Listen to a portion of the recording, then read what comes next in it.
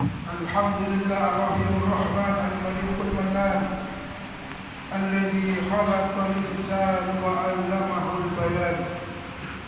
أشهد أن لا إله إلا الله وحده لا شريك له الكريم الغفار. أشهد أن لا إله إلا الله وحده لا شريك له شهادة تنجي إليها من النيران. وأشهد أن سيدنا محمدا عبده ورسوله وصفيه وخليله وبشيره ونذيره المبعوث بأشرف الأديان. اللهم صل وسلم وبارك وشرف وكرم وعظم على سيدنا ونبينا وطبيب قلوبنا ووسيلتنا إلى الله محمد سيدي ولد أدنان وعلى آله وأصحابه صلاة وسلاما دائمين متلازمين من يومنا هذا إلى يوم آخر الزمان. أما بعد فيا أيها الناس أوصيكم بنفسي وإياي بتقوى الله فقد فاز المتقون.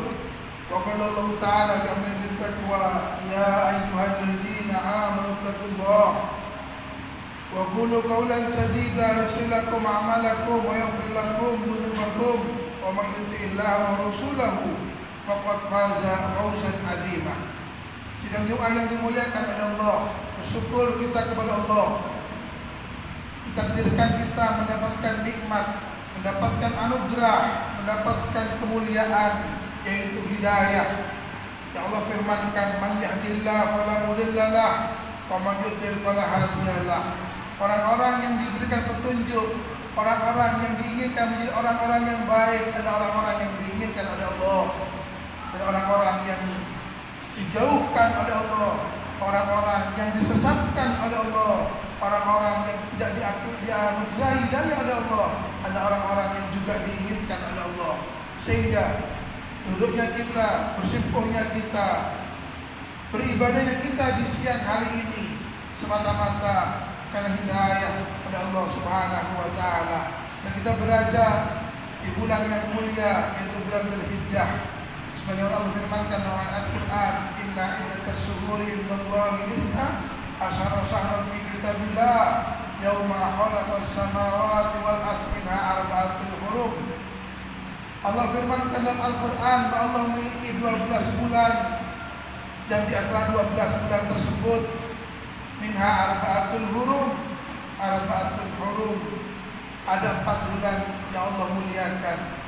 Di antara 4 bulan tersebut Habibina wa Syafiina wa Qurrati Ayuna Muhammad sallallahu alaihi wasallam menjabarkan di antaranya yaitu bulan Dzulhijjah yang kita berada di dalamnya.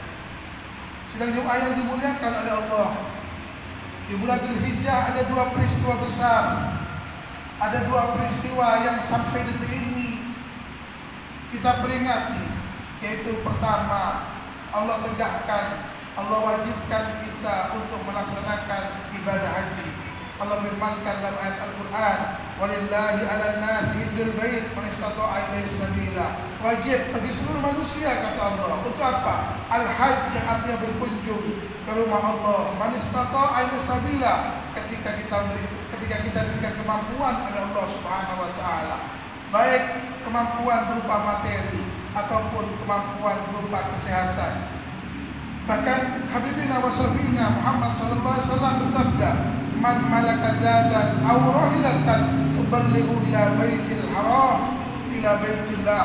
Nabi bersabda, barang siapa yang mempunyai kekuatan, mempunyai finansial, mempunyai hak, mempunyai rezeki yang lebih, apa kata beliau?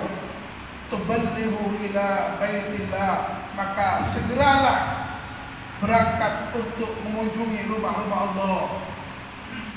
Apabila kita menunda-nunda, apabila kita menunggu saat-saat yang akan datang, apa kata Nabi? Sebuah ancamannya, walam yahujju fala alaihi ayyamuta yahudiyan aw nasraniyan. Bagi orang-orang yang memiliki kemampuan namun menunda-nunda keberangkatannya, bagi orang-orang yang memiliki kekuatan akan tetapi mendahulukan ekonominya, mendahulukan bisnisnya, mendahulukan duniawinya sampai ajal menyebutnya. Apa kata Nabi? Ajal silahkan kau pilih meninggal dalam keadaan Yahudi atau meninggal dalam keadaan Nasrani, walaupun secara zahir dia mengatakan la ilaha illallah, walaupun secara zahir dikafani, disolati, akan tetapi dalam sisi Allah SWT dia dalam keadaan Yahudi atau Nasrani.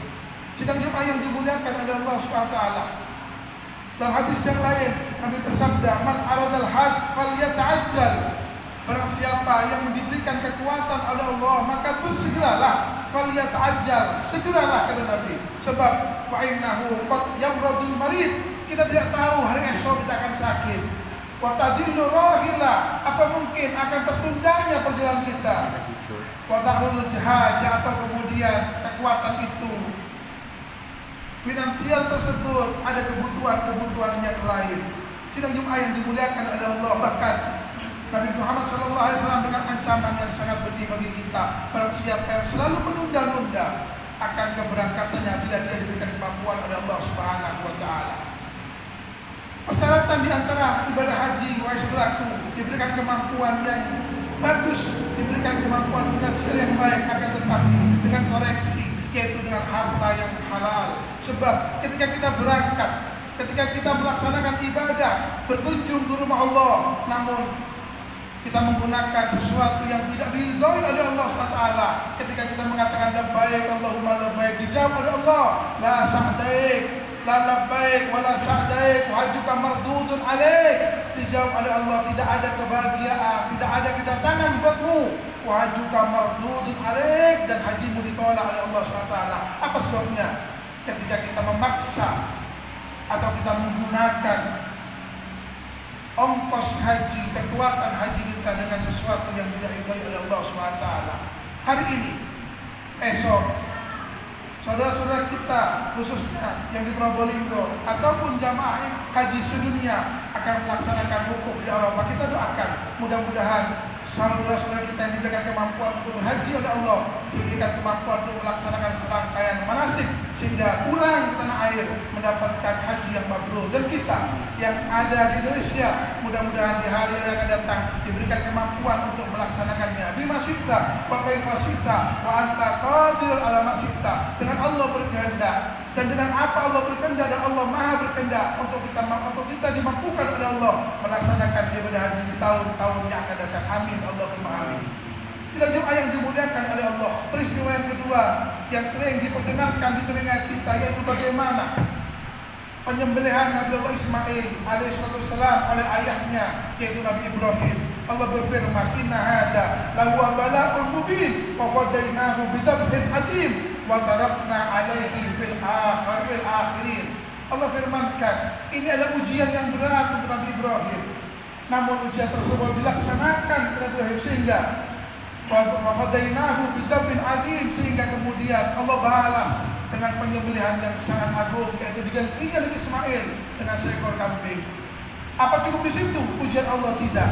Wa tarakna alaihi fil akhirin, dan Allah menjadikan penyembelihan tersebut, ujian tersebut untuk siapa? Untuk kita sampai akhir zaman. Apa tujuannya? Laqad kana fi qasasim ibratun li ulil albab, agar kita bisa mendapatkan pemahaman, agar kita mampu menarik sebuah pelajaran di peristiwa tersebut. Kita sering mendengar, wahai saudaraku, bagaimana seorang Ibrahim yang mampu melaksanakan ujian Allah, dan bagaimana seorang Ismail yang tabah untuk melaksanakan ujian Allah. Sering kita perdengarkan, namun yang perlu kita petik, yang perlu kita pahami, bagaimana kita menjadikan seorang Ibrahim di rumah kita yang nantinya akan melahirkan seorang Ismail di rumah kita. Jangan kita bermimpi, jangan kita sudah hanya bercerita seorang Ismail, seorang Ibrahim yang kuat dengan ujiannya, seorang Ismail yang nerima dengan ujiannya. Tapi bagaimana kita menjadikan anak-anak kita menjadi seorang Ismail di rumah kita, yang berbakti kepada orang tuanya, yang selalu taat kepada Tuhannya. Namun sebelum kita menjadikan Ismail di rumah kita, jadikanlah kita sebagai Ibrahim di rumah kita. Sidang Jumat yang dimuliakan oleh Allah, Nabi bersabda, rahimallah waladan a'anahu waliduhu awaladahu alal birri. Allah Nabi Muhammad sabdakan bahwa akan diberikan rahmat oleh Allah SWT. Siapa? Orang tua yang mendidik anaknya dengan kebaikan-kebaikan. Bukan hanya di dunia, bahkan ketika anak itu melaksanakan kebaikan-kebaikan tersebut, maka orang tua walaupun sudah berkalang tanah akan mendapatkan balasan, akan mendapatkan rahmat dari Allah Subhanahu wa taala. Sidang Jumat yang dimuliakan oleh Allah, ma'fil aba fil abna, berhati-hatilah. Kata ulama, apa yang dikerjakan oleh kita seorang ayah tidak luput, tidak lepas dari pantauan anak kita dan akan dikerjakan oleh anak kita. Allah firmankan dalam Al-Quran, wallahu akhrajakum min butuni ummatikum la ta'lamuna syai'a. Anak yang keluar dari perut rahim istri kita, anak yang keluar dari rahim seorang ibu tidak mendapatkan ilmu apapun saja, bodoh. Akan tetapi berhati-hatilah, kata Allah, wa ja'ala musam'a wal absar wal afidah. Anak yang tidak mempunyai ilmu tersebut diberikan kemampuan oleh Allah untuk mendengar, diberikan kemampuan oleh Allah untuk melihat, dan diberikan kemampuan oleh Allah untuk menyentuh siapa yang didengar, siapa yang dilihat, dan siapa yang contoh, yaitu orang tuanya sendiri yang sering bertemu dengannya. Bahkan dalam ayat Al-Furqan Allah SWT berfirman, ketika Allah menciri-cirikan, ketika Allah menjelaskan, mengkriteriakan siapakah ibadur rahman, siapakah orang-orang yang menjadi hamba-Nya Allah, siapakah orang-orang yang menjadi hamba-Nya Maha Pengasih. Apa kata Allah? Walladzina yaquluna rabbana hab lana min azwajina wa dzurriyyatina qurrata a'yun waj'alna lil muttaqina imama. Orang-orang yang memiliki kedekatan kepada Allah, orang-orang yang notabene sudah diakui sebagai orang-orang yang dekat kepada Allah, disuruh oleh Allah untuk berdoa untuk dirinya, untuk anaknya, dan untuk keluarganya. Bagaimana dengan kita, wahai saudaraku, yang ibadah kita masih jauh dari ibadah Rahman, yang ibadah kita masih mengaku-ngaku hamba Allah, belum diakui oleh Allah. Kenapa begitu? Kenapa Allah firmankan hal seperti ini?